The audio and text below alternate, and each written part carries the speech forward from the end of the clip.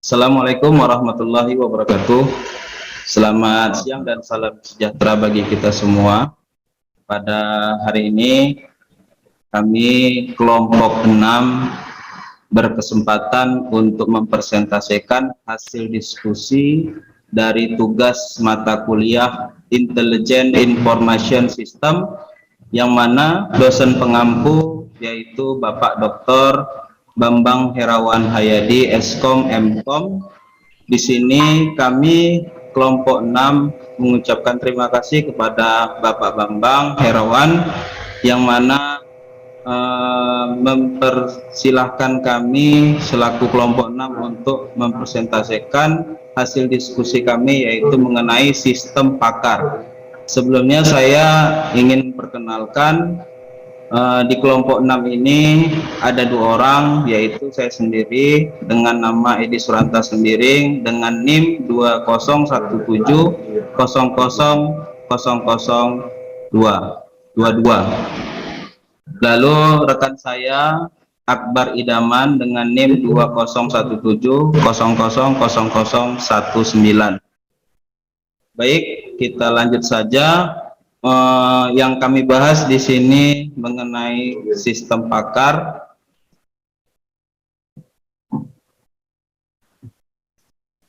Yang kami bahas di sini mengenai definisi sistem pakar. Lalu yang kedua, teori sistem pakar. Dilanjut yang ketiga, konsep dasar sistem pakar. Yang keempat, keuntungan dari sistem pakar. Dan yang kelima, kelemahan dari sistem pakar. Yang keenam yaitu mengenai teori sistem pakar, dan dilanjutkan konsep dasar dari sistem pakar. Mungkin pembahasan definisi, teori, dan juga keuntungan dan kelemahan akan saya bahas. Selanjutnya mengenai konsep dan juga teori akan dibahas oleh rekan saya Akbar Idaman. Baik, di sini mengenai definisi dari sistem pakar, yaitu sebuah program yang berisi pengetahuan manusia atau yang bertingkah laku seperti manusia expert atau manusia pakar, yang pada aplikasinya membantu menyelesaikan masalah-masalah yang ada di dunia nyata. Jadi sistem pakar ini, atau dengan kata lain, yaitu sebuah expert system yang mana dikategorikan sebagai manusia pakar. Lalu di antara lain, definisi lain menurut para ahli, ya, menurut para ahli William pada tahun 1993 menjelaskan juga bahwa sistem pakar adalah suatu program yang dapat menirukan seorang pakar. Sedangkan menurut para ahli Frame, yaitu pada tahun 1992 menjelaskan bahwa sistem pakar adalah sebuah program yang mengkomputerisasikan laporan, mencoba untuk menirukan proses pemikiran dan pengetahuan dari pakar-pakar dalam menyelesaikan masalah.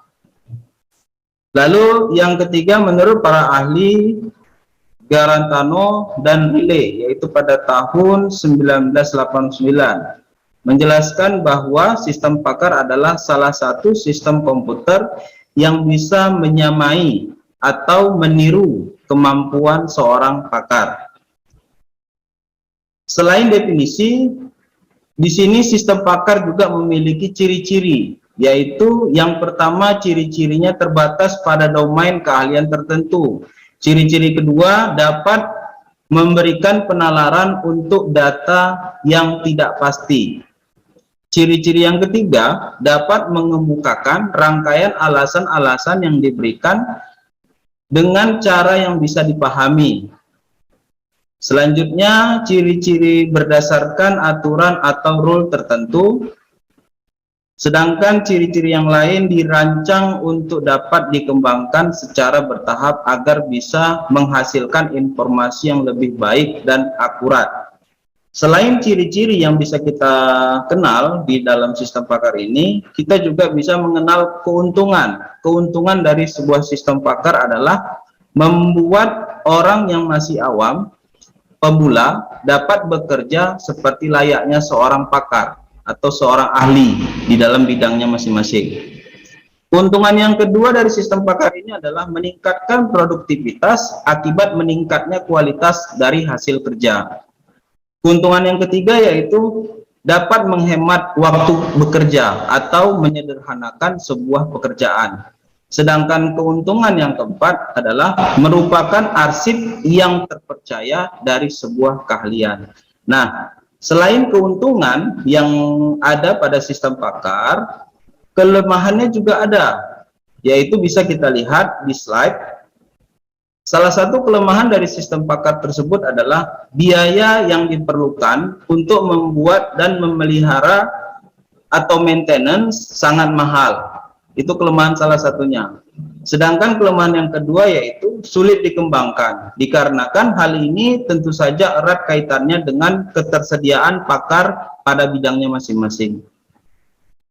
Lalu kelemahan yang terakhir yaitu mengenai sistem pakar tidak 100% bernilai benar. Nah, jadi perlu ditinjau kembali dari kelemahan-kelemahan sistem pakar ini. Nah, mungkin mengenai teori ya, lanjutan teori sistem pakar akan dijelaskan oleh rekan saya Akbar Idaman, silakan. Baik, terima kasih atas waktu yang diberikan. Oke, di sini saya akan menjelaskan terkait teori sistem pakar.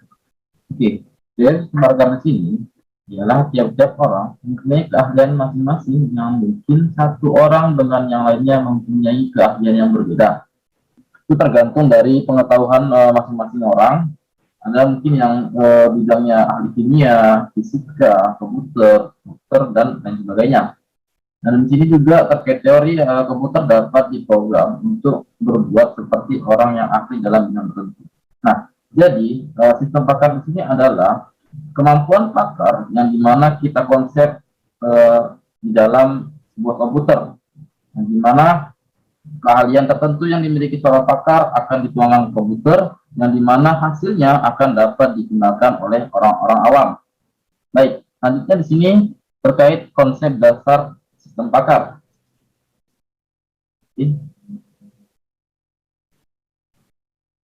Baik, konsep dasar dari sistem pakar di sini ada beberapa persoalan mendasar, yang dimana di sini dibagi menjadi 4, yang dimana konsep pertama, siapa yang disebut pakar, apa yang dimaksud dengan keahlian, bagaimana keahlian dapat ditransfer, bagaimana sistem bekerja. Oke, terkait siapa yang disebut pakar. Nah, dalam konsep dasar sistem pakar, yang disebut pakar adalah orang-orang yang memiliki keahlian khusus di bidang tersebut. Nah, selanjutnya di sini apa yang dimaksud dengan keahlian? Nah, keahlian di sini adalah suatu kemampuan yang dimana tidak semua orang bisa melakukannya. Selanjutnya, bagaimana keahlian dapat ditransfer. Nah, maksud dari konsep dasar sistem pakar di sini adalah di mana keahlian seseorang pakar yang dituangkan ke dalam komputer dan hasilnya dapat digunakan oleh orang-orang awam atau orang yang tidak memiliki keahlian. Nah, di sini yang dimaksud bagaimana keahlian dapat ditransfer. Oke, selanjutnya yang terakhir, bagaimana sistem bekerja. Nah, sistem bekerja di sini adalah menggunakan suatu algoritma atau dirancang atau dibangun aplikasi yang dimana sifatnya dapat dimengerti oleh sistem, hasil keluarnya dapat digunakan oleh manusia. Baik, mungkin dari konsep dasar sistem pakar hanya ini yang bisa kami jelaskan. Oke, baik, terima kasih kepada Bang Akbar Idaman. Mungkin itu saja, mungkin ya kan Bang, kira-kira. Ya, mungkin tutup Bang, tutup aja Bang, tutup Bang langsung. Oke, baik. Oke, baik, di sini mungkin hanya ini yang bisa kami sampaikan terkait pembahasan sistem pakar. Lebih dan kurang kami mohon maaf, mungkin kekurangan itu diakibatkan atau disebabkan memang kekurangan kepahaman kami dalam bidang sistem pakar. Mungkin nanti kedepannya kami akan lebih banyak membaca dan lebih banyak mempelajari terkait konsep-konsep ataupun bidang yang ada dalam sistem pakar. Dan tidak berpanjang kala, mungkin saya ucapkan terima kasih kepada Bapak Dr. Herawan yang telah mempersiapkan atau mempersilahkan waktu untuk kami mempresentasikan terkait konsep ataupun sistem pakar. Baik, saya kembalikan lagi kepada Bang Edi. Oke, mungkin itu saja. Sekian dari kami. Assalamualaikum warahmatullahi wabarakatuh.